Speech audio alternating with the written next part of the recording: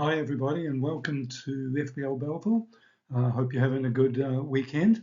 So firstly, this is a video where we're going to go through every Premier League team and give their potential lineups for GW1.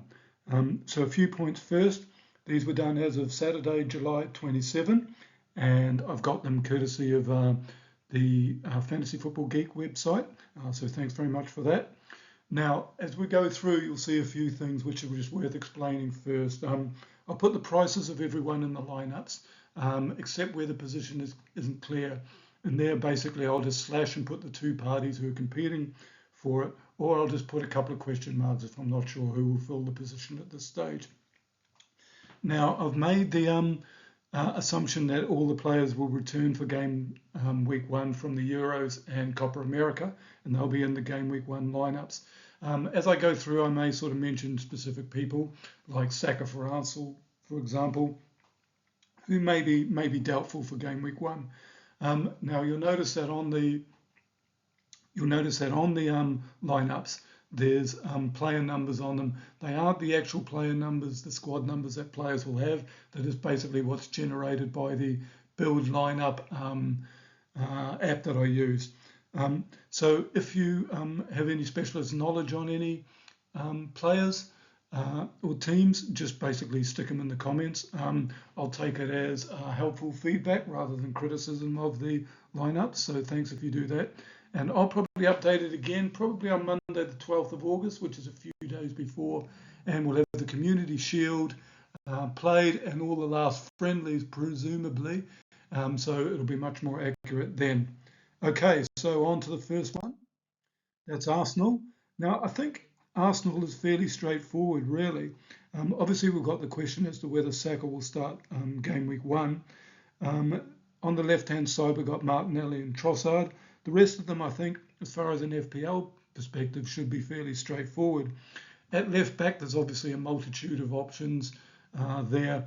You'd think that Calafiori was bought to go there and really replicate the sort of Pep 4 centre-backs for Man City. Just a word about Gabriel, though, because in theory, Calafiori could take the left centre-back role. So just have a watch out for that. I'll personally probably switch from Gabriel to Saliba if I have an Arsenal defender, just because of that particular risk. Okay, so that's Arsenal done. Next is Aston Villa, which is actually reasonably straightforward. And again, I don't really need to add too much for that. Obviously, Watkins got to the final of the Euros, didn't play that much. So the prevailing theory is that these people will be able to start GW1. He's certainly fairly essential to Villa. So yeah, you'd think Emery will be doing everything in his power to start him.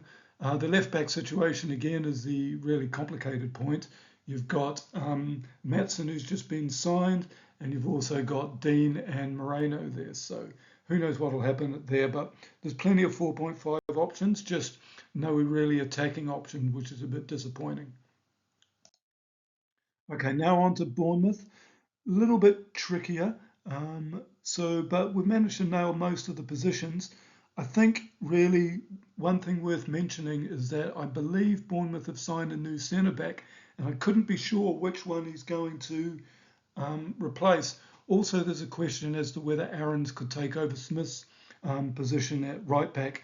The goalkeeper, I mean, when we're looking for 4.5 goalkeepers, certainly the defence improved on the second half of the season, but Travers took over the position. Will he hold it over Neto? I'm not sure. But the team isn't really that unpredictable, so that's them then. So let's move on now to Brentford. Now, Brentford obviously has got the big question as to whether Ivan Toney actually starts. And I guess I'd expect Thiago to have taken his place, but apparently he's come down injured. So not really sure how that's going to end up. The most obvious person to take his place in that instance would be Visser. The rest of the team is reasonably predictable. And they do play a 3-5-2 when they play some of the bigger teams. So that would be the only change that you expect week to week. Okay, next up is Brighton. This is probably the hardest team to do. They really built up their squad because of the European football last season, and now they've just got an absolute ton of people. So there's question marks everywhere, really. So I won't go into it into too much detail, but basically we'll really need to get much further through pre-season. A lot of people are hoping that João Pedro is the starter. I mean, he has Ferguson as competition, although Ferguson is injured, and he's got Welbeck, who's obviously um, getting on, shall we say. Pedro has an injury, so we'll have to see how that progresses. But he's been the main person of interest there. Next in is Chelsea. Now Jackson apparently has an injury, which is why I've got him question marked at the well, I got the question marks instead of him at the CF position. I see that it could be Gihu who plays, but we'll probably know more as we get along. The rest of it, I actually think, um, is not too bad. There's a question as to whether they'll play 4-3-3 or 4-2-3-1. So we'll see how that. The centre back positions are tricky. James is obviously suspended for the first 3 games, and he would probably be the go-to. There's a number of 4.5s defenders. I personally think Colwell is probably the most talented, and he's obviously a left-sided centre back, left footer. So I expect him to start. But everywhere else, who knows? Now, Sanchez is, I'll put in his goal. They are about to sign another goalkeeper called Jorgensen, who apparently is excellent with his feet, which is very important to Maresca's system. So we'll have to see how that plays out over pre-season, but that could be a change. And certainly Sanchez is a pretty popular player for our system, for our FPL teams, I should say.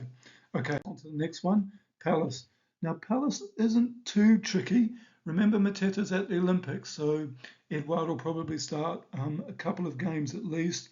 Really, in terms of the other positions, it's not really that difficult, and nothing that would surely give us any problems with selecting players for our FPL team. There's some thought that the dual number 10 could be new signing Kamada, so that he would take Ayu's position there. And the goalkeeper, I expect it to be Henderson, but obviously Johnston is his competition. So again, we'll see how that plays out in pre-season.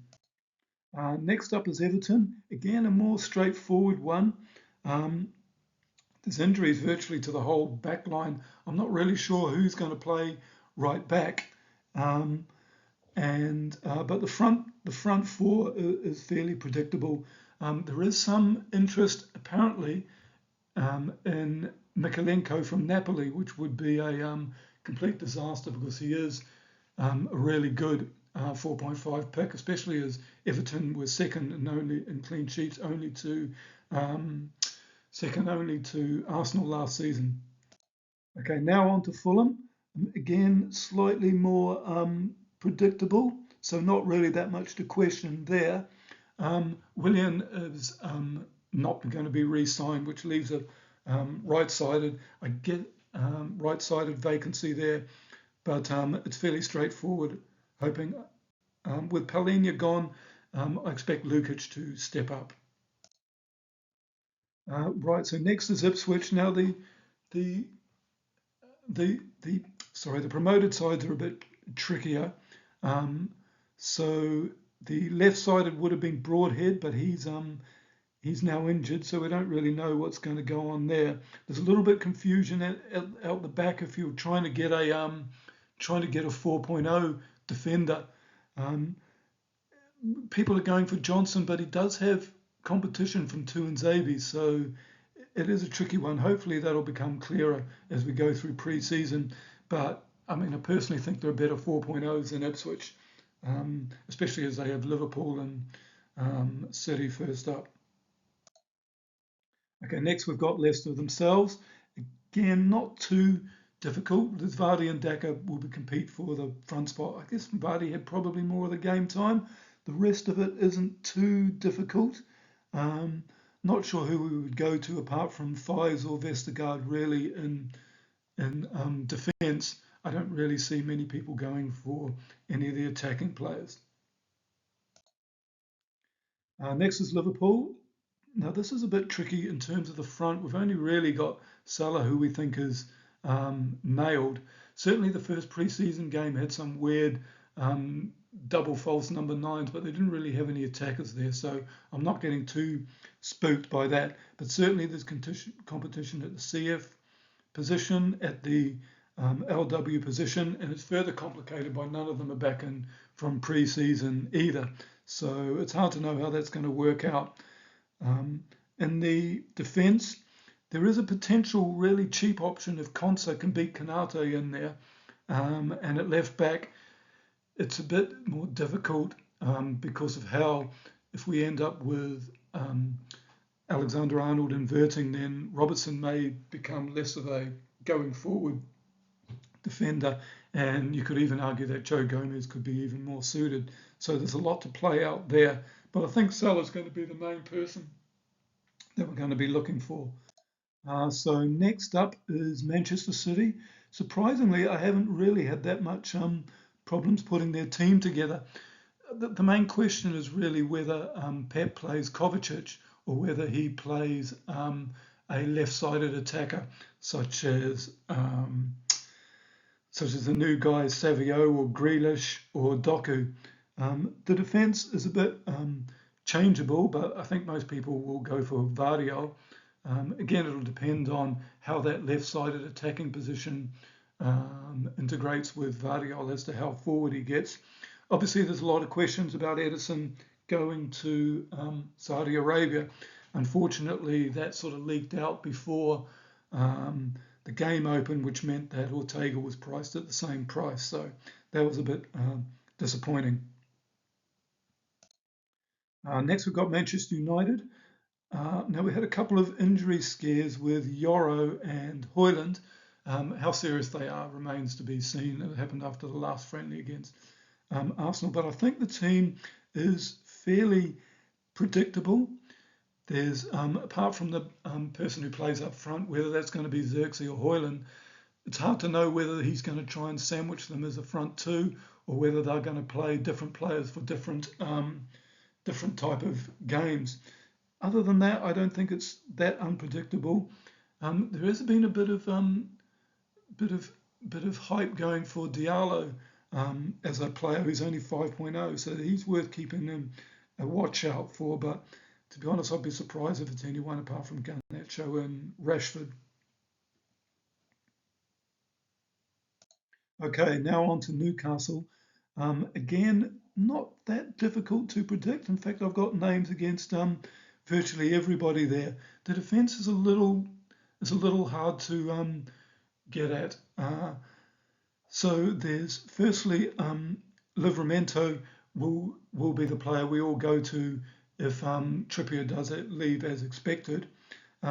Getting another 4.5 if that situation is clear is a bit tricky. Lloyd Kelly means that he could play there instead of Burn, and obviously Hall could play there instead of Burn. The theory seems to be, and most of the feedback I get, that Howe loves Burn and he will always play. Interesting, they've now been linked with Trevor Chalobah, who was not put on the, who didn't go on Chelsea's pre-season tour, so he's definitely up for sale. He's another homegrown FFP slush money for the owners. Okay, on to the next. Nottingham Forest, a little bit, again, despite the amount of people they've got, they're fairly straightforward. I've pretty much nailed most of the positions. The defence, the number of defenders, I guess most people would go for Murillo. I think the goalkeeper will be Miguel rather than Sells. I mean, Sells had the worst post-shot expected goals numbers last season. I'm expecting Wood to start. Whether his minutes will be managed with Oweney coming off the bench remains to be seen. Okay, next up is Southampton. Not sure who the strike partner for Armstrong will be. Everybody else I've pretty much nailed down. So that's who I expect the team to be, apart from the left-sided number 8, should we call him. Okay, Spurs again. Richarlison is injured, but I've put him in there as the number 9. The midfield is a bit tricky. I'm not really sure. I'm a bit unsure whether Basuma is actually injured, but he would be the number 6. But there is a bit of competition, and certainly Maddison fell out of favour. Johnson and Kulusevski could compete for a spot. Johnson would be great value if he does. In defence, we've got Van der Ven as a 4.5. Then it depends on the various levels of attacking you've got. The question marks at left back are over Udogie, who's injured at the moment. Next is West Ham. So again, not too difficult to pick. Souček would be a good 5.0 player, but I'm just not sure how that double pivot is actually going to work out. In defence, everybody's 4.5, so take your pick. I actually think Areola could be a fairly good defensive option on the basis that West Ham last season conceded a lot of shots. I mean, they do have a new manager, but he's supposed to be fairly defensive as well. So, yeah, there could be save points continuing for Areola. Okay, last and probably one of the most difficult ones for me to get was Wolves, and it looks like I've absolutely nailed it because I've put everybody there, but it really isn't that straightforward, and I probably need to do a bit more work on it. So I won't really go into that in too much detail. Right, hope you found it useful. Leave any comments on anything you think I've done wrong. I won't be offended. It will be helpful feedback. And if you get the chance, like and subscribe so you can hear when I do another video. Thanks very much.